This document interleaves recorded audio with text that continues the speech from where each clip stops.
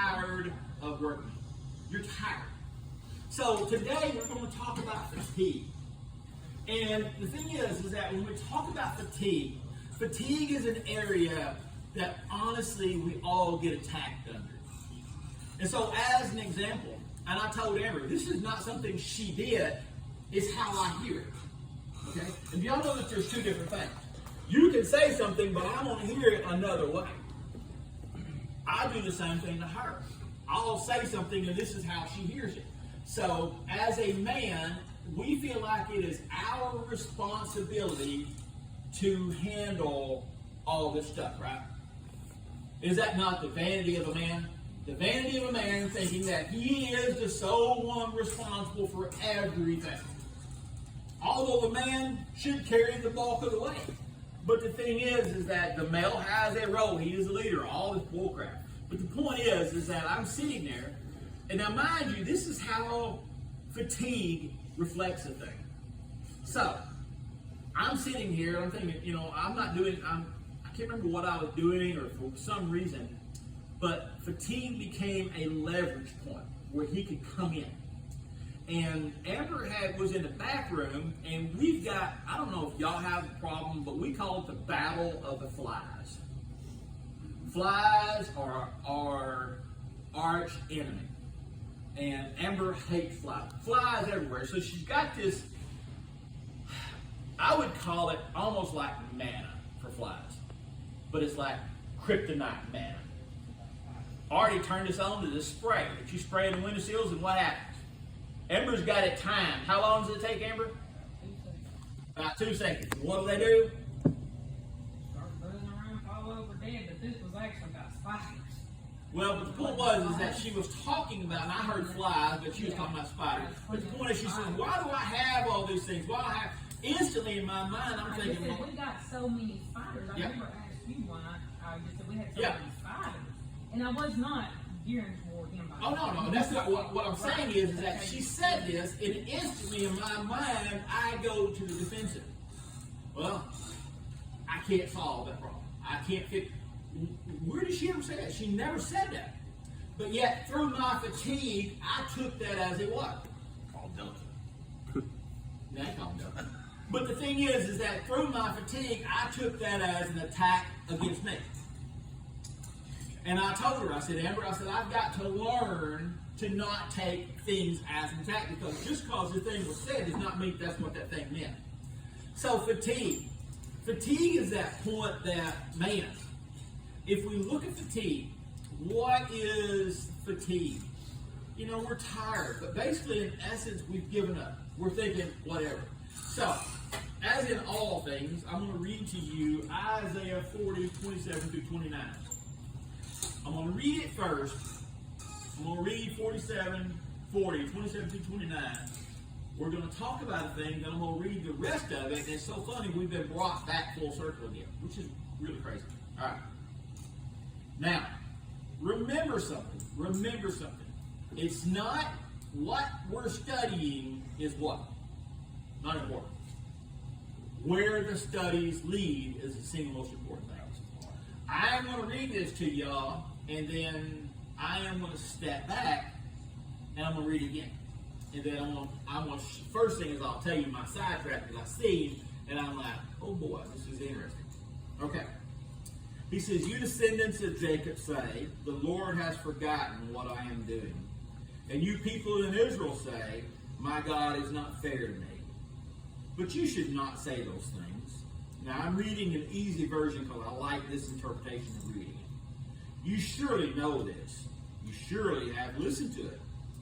The Lord is the God who will always be alive. He is the creator of even the parts of the earth that are very long way from here. He will never become tired, and he will never lose his strength. Nobody will ever understand his mind. He makes tired people strong and gives more strength to weak people. Now, I can read this for you religious people in King James. Why stayest thou, O Jacob, and speaketh, O Israel, my way is hid from the Lord, and my judgment is passed over from my God? Hast thou not known? Hast thou not heard that the everlasting God, the Lord, the creator of the ends of the earth, fainteth not, neither is weary, there is no searching of his understanding. He giveth power to the faint, and to them that have no might, he increased their strength. Now, the most obvious thing, I read through this thing, and I get over here this morning, and I got everything set up, and it dawned on me, Lance, it was 9:30. For some reason, I thought church started at 9:30 today. So I'm like, everybody's late. When I look at my clock, it's 9:37, so y'all's 7 minutes late. Well, it dawned on me. How about that crap? So now I'm an hour early. So I go back to the house, and I'm sitting over there, and I'm saying, okay, guys, I'll go back, and because Amber and I are talking about tile for the countertop, and I'll go look at these projects and think about different things.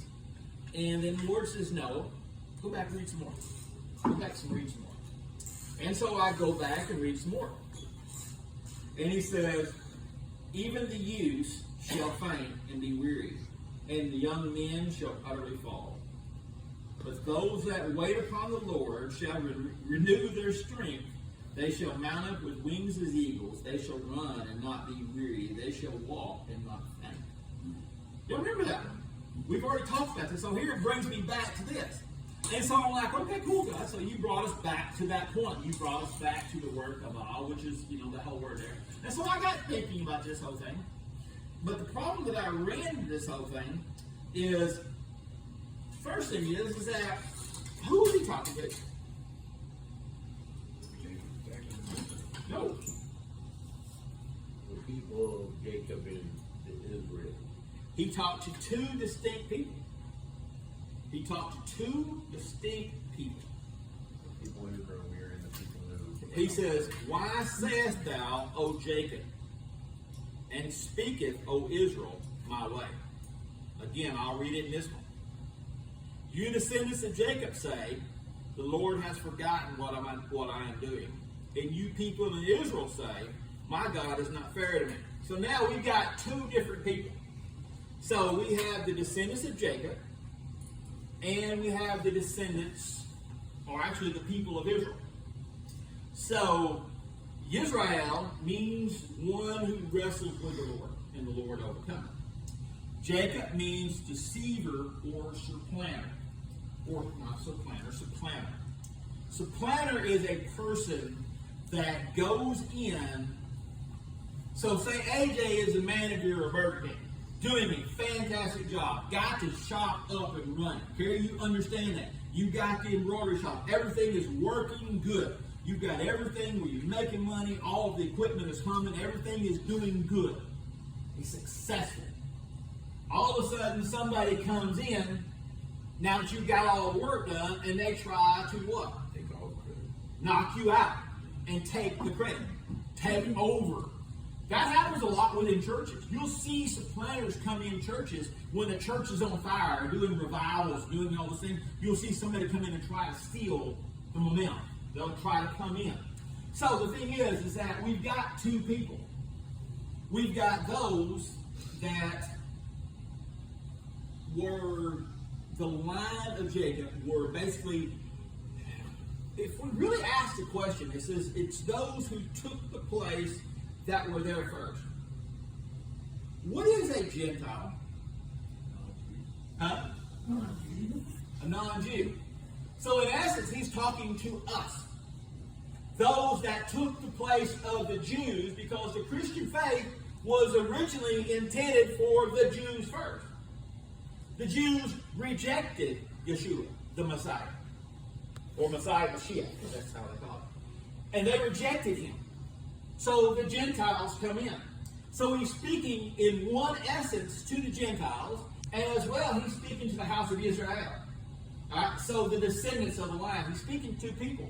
But also, you got to ask the question, at the time, think about context. Where are they at? The people of Israel had rebelled, and rebelled, and rebelled, and rebelled against God. So, remember spiritual warfare. They were under attack because of what? Rebellion. So where were they at? The captive young people were hauled off to where? They were